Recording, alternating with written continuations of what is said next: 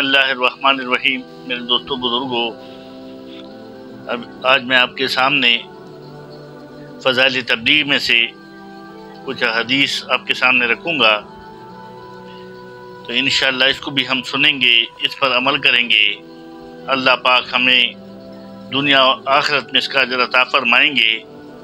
ہماری دنیا بھی سنور جائے گی اور آخرت بھی انشاءاللہ سنور جائے گا۔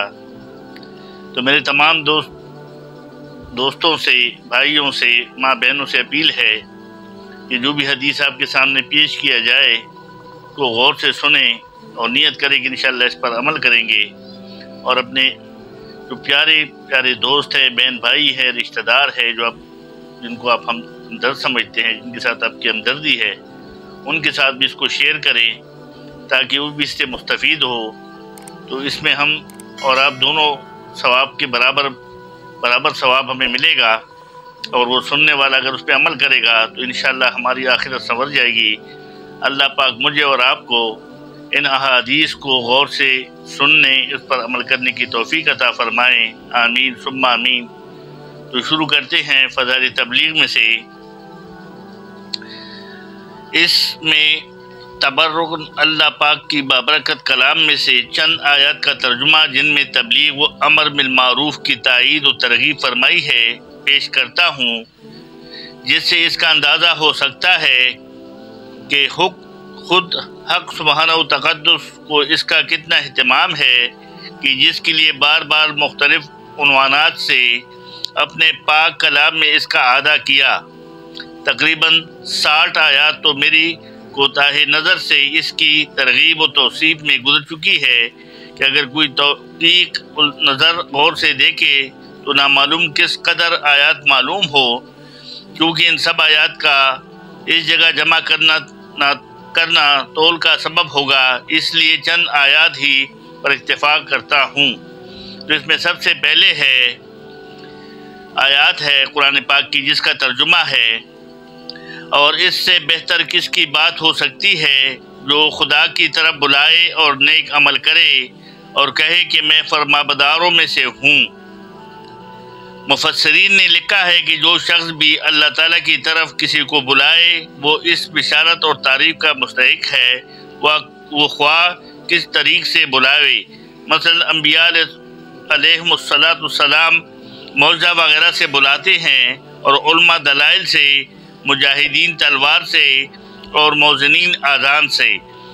غرض جو بھی کسی شخص کو دعوت الی الخیر کرے وہ اس میں داخل ہے، خواہ اعمال ظاہرہ کی طرف بلائے یا اعمال باطنہ کی طرف، جیسے کہ مشائخ صوفیہ معرفت اللہ کی طرف بلاتے ہیں۔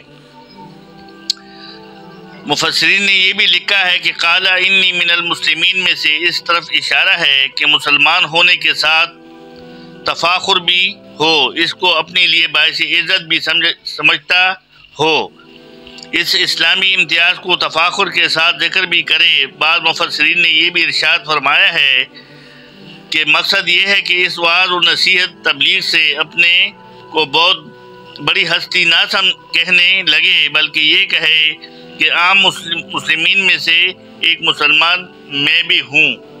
بس میرے دوستو بزرگوں، یہ حدیث ہمارے سامنے، یہ قرآن پاک کی آیات ہمارے سامنے آئی، جس کا ترجمہ میں نے آپ کے سامنے پیش کیا کہ اس سے اچھی بات کس کی ہو سکتی ہے جو اللہ کی طرف لوگوں کو بلائے۔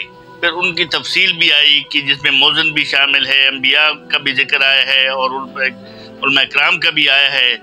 تو ہم بھی بھائی کوشش کریں کہ ہم بھی لوگوں کو اللہ کی طرف بلائے، تو اس کا کم سے کم درجہ یہ ہے کہ جب اذان ہو رہی ہو ہم نماز کے لیے مسجد میں جائے، ہمارے جاننے والے اگر کوئی بیٹھے ہیں تو ان کو بھی دعوت دیں کہ آؤ بھائی اذان ہو رہی ہے، نماز پڑھ کے آ جاتے ہیں، ان کو آہستہ آہستہ قائل کریں، اپنے گھر میں سے اپنے بچوں کو لے کے جائیں، گھر والوں کو تائید کریں۔